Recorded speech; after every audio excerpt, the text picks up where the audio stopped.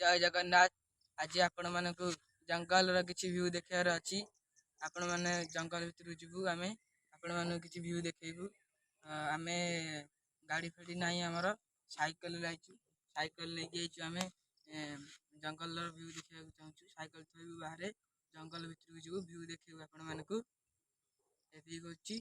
आम बाट जाइलु खीराई आम गाँव आम खीराई देखिलु खीराई काठ जाइले प्रतिदिन काठ जाती यही बाटर आम भाविलु खीराई की सांगे नहीं जीवु खीराई कौन कहे बाटर जाइलु आप देखिए आमर अंधकार गेट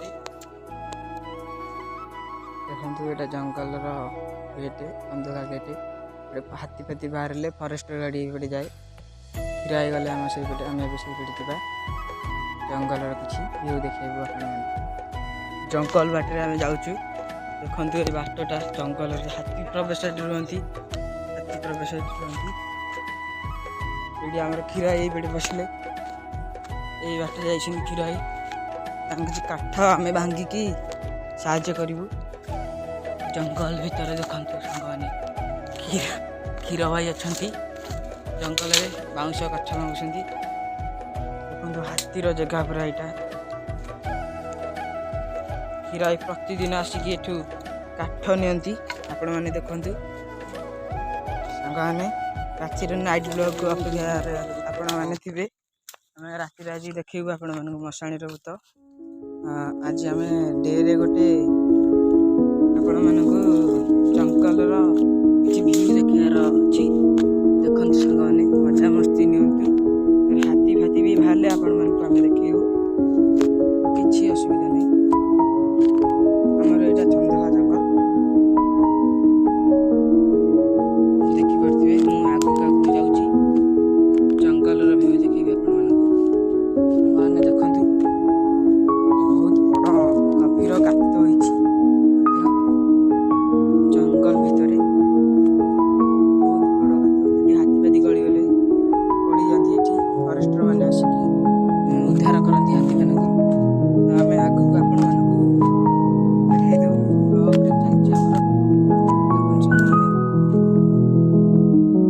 खजुरी गचरे कौन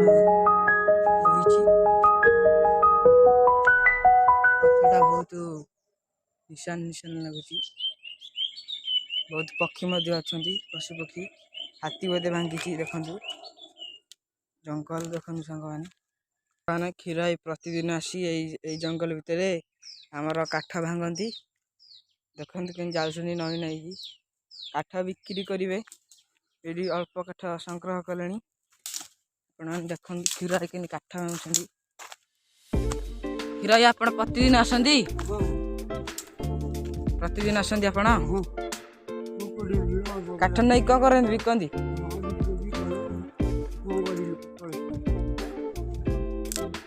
यही जंगल को ना आगू जाती जंगल आगू जाए हाथी पाती किसी देखी ना जंगल भितर देखी किसी क्षति करते आपंकर खीराई के काठ संग्रह कला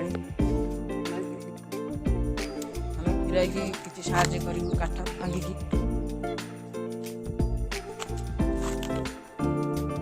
बाटर बाहरी गलु क्षीर भाई एवं आगे जाऊँ आम ए पछाड़ी जाऊँ खीराई जंगल प्रतिदिन आसती से माने बाट सब जना साहाଯ୍य भी आम तो करूँ कि काठ फाठ भांगी देवु जंगल में रुहति खीराई प्रति माने घंटा 2 घंटा भाया रे काठ नहीं घर को जी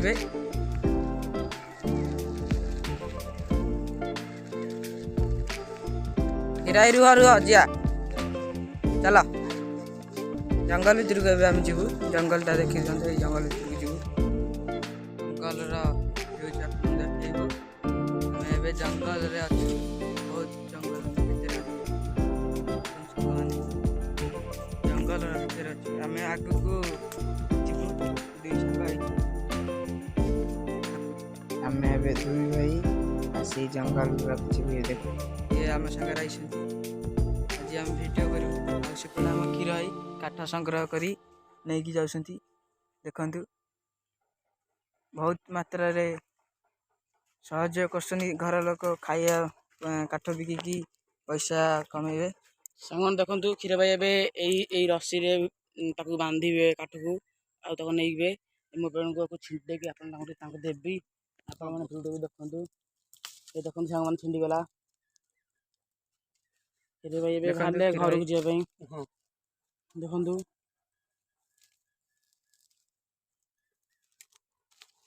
ଆଉ ଏବେ ଚାଲନ୍ତୁ ଆମେ ରୋଡକୁ ଯିବା। ସାଙ୍ଗମାନେ ଆମେ ଯେଉଁ ଜଙ୍ଗଲ ଭିତରେ ଥିଲୁ ଏବେ ବାହାରି ଯାଇଛୁ। ଏବେ ରୋଡକୁ ପଳେଇ ଆସିଲୁ। ଏଇ ବାଟରେ ଆମେ ଏବିକା ଯିବୁ, ଜଙ୍ଗଲ ବାଟ ଦେଇ ଯିବୁ ଏବେ ଆମେ।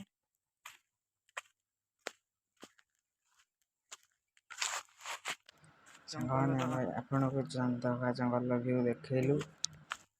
ଚନ୍ଦକା ଜଙ୍ଗଲ, ଚନ୍ଦକା ଅଭୟାରଣ୍ୟ। ଆପଣମାନେ ଭିଡ଼ିଓଟି ଭଲ ଲାଗିଥିଲେ ଲାଇକ୍, ସେୟାର, କମେଣ୍ଟ ନିଶ୍ଚିତ କରିବେ। ଆପଣମାନେ ଆମକୁ ସପୋର୍ଟ ଦେଲେ ଆମେ ଆଗକୁ ବଢ଼ି ଚାଲିବୁ।